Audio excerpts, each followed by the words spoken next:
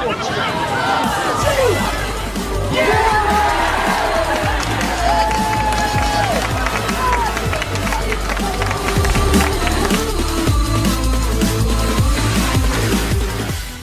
Ryan, 2-1, good performance and a great win. Yeah, it was. I thought that first half was pretty even, and we built quite a good foundation in the game, and then in the second half, I think right from kick-off we sort of signalled our intention, and yeah, it's a well-deserved 3 points. What did you say to your team at half-time? Because it seemed immediately from the kick-off in the second half there was a real killer instinct about your play. Yeah, there was an element of frustration amongst the lads because we hadn't quite reached the same sort of level that we had done in the previous games, but you know, I just pointed out the fact that we'd also looked very solid in the first half, and that was a good base in which to build on, and then put the emphasis on Joe and Dale to you know, to be a little bit more productive going forward, and they certainly responded positively. A word on Dale, he's really come to the fore in recent weeks. Yeah, I mean the tough run that we had, I don't think it was any coincidence that that Dale was not available in those times. He gives everyone a lift. Just his presence on the pitch is enough sometimes even when he doesn't get himself on the score sheet. But I mean the goals against Ebbsfleet, the 2 goals again tonight, and then the fantastic pass against Margate for Jake Morford to score is a pleasure to watch. Pat Keary and Ollie Barnes look very solid at centre half tonight. I don't think Pat missed a header all game. I think they did outstanding.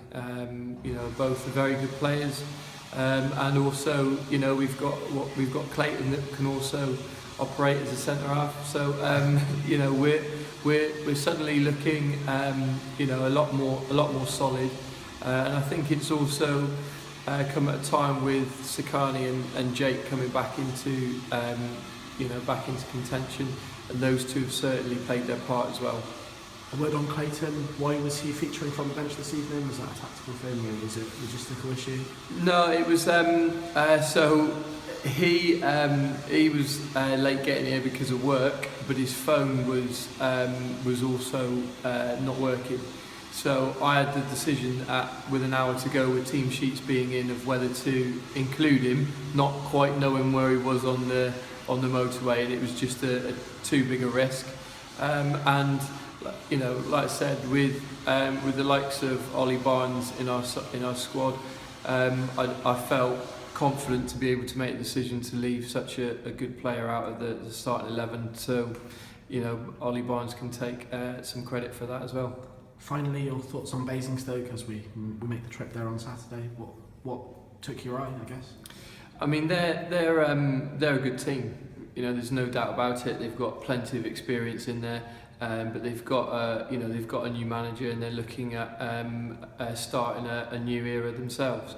So tonight, I thought that they moved the ball quite well, and they certainly do pose a threat going forward. But seemed very quick up front.